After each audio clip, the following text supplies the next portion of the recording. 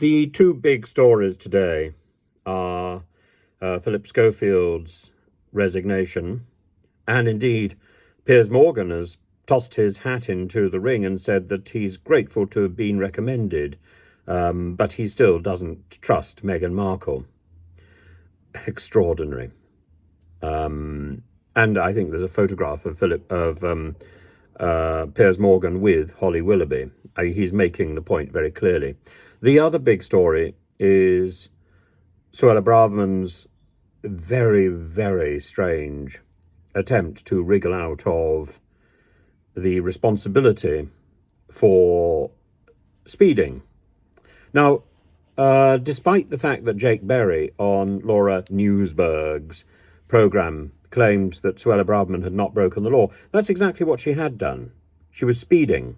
That is breaking the law. She has broken the law.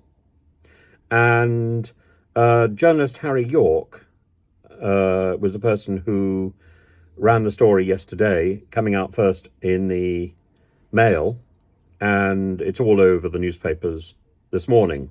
Therese Coffey simply parroted what Rishi Sunak said. Let's listen to what Therese Coffey has got to say. This was also on Laura Newsberg's programme.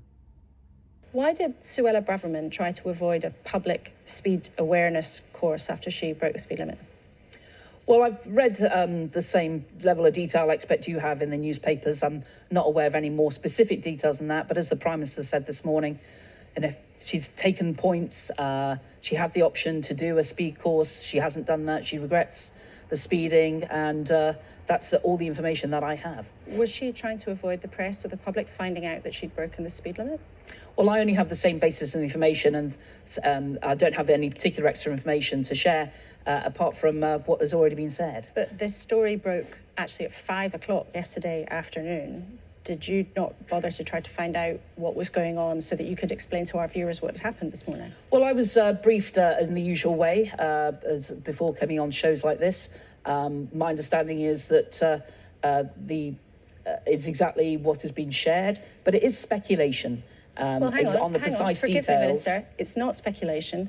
The government has not denied this. They have admitted that she talked to people in her department about whether or not she had an option to do a speed awareness course on her own rather than having to do something with the public like everybody else does. This isn't speculation. The government has admitted that this happened.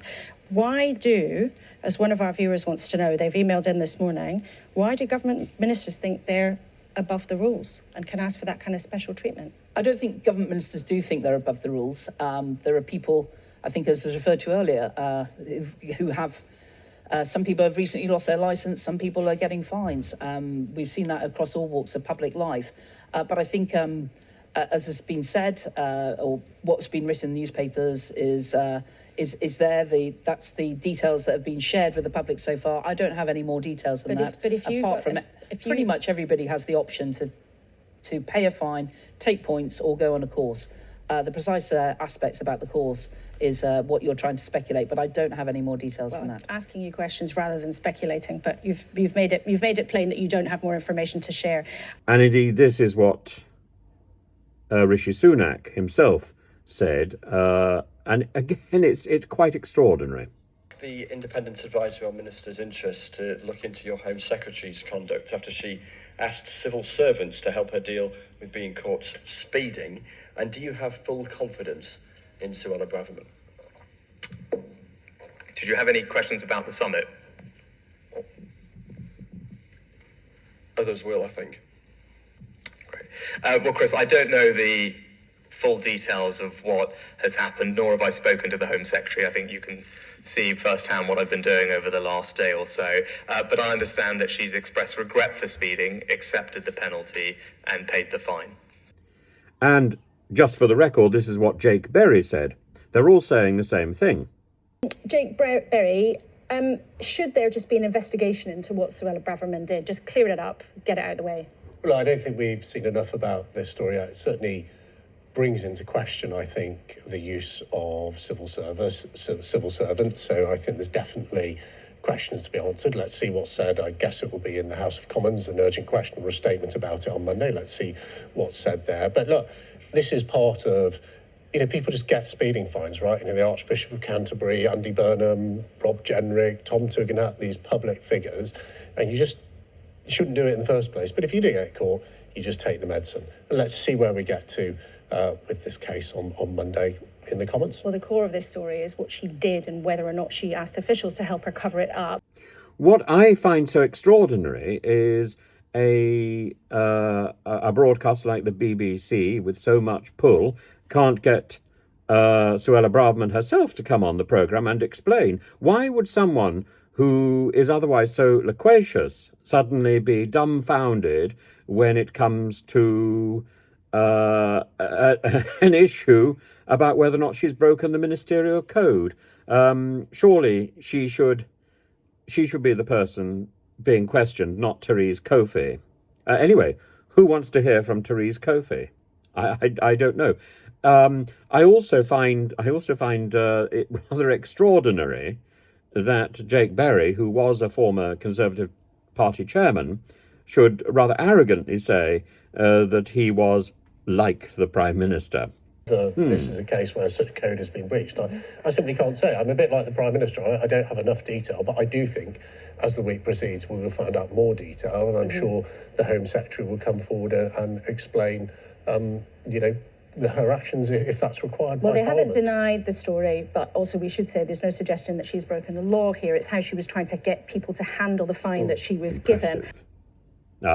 Is this yet another person trying beyond Suella Braverman, who I think may have overreached herself, trying to grab his job before the next 18 months is up? When I was party chairman, Liz Truss for all of her brilliant work and all of her faults, and we can debate which one we'd focus on, was absolutely clear when the current Home Secretary formally breached the Ministerial Code, that she took action. But what Rishi Sunak does is a matter for Rishi Sunak. It's interesting you mentioned that, because you were outspoken on that, on her breaches of the Ministerial Code. If you were still the chair, would you be saying, well, that's what the let's have an Ministerial Code investigation? says. It says if you breach the Ministerial Code, you should resign. That's what the Ministerial Code says. We're not, unless we plan to rewrite it, it's not shades of grey, it's black or white. But, whether the Prime Minister will hold an investigation, he says he has confidence in the Home Secretary. It's ultimately his decision. But let's see what happens when the House of Commons comes back on Monday. Okay, and I think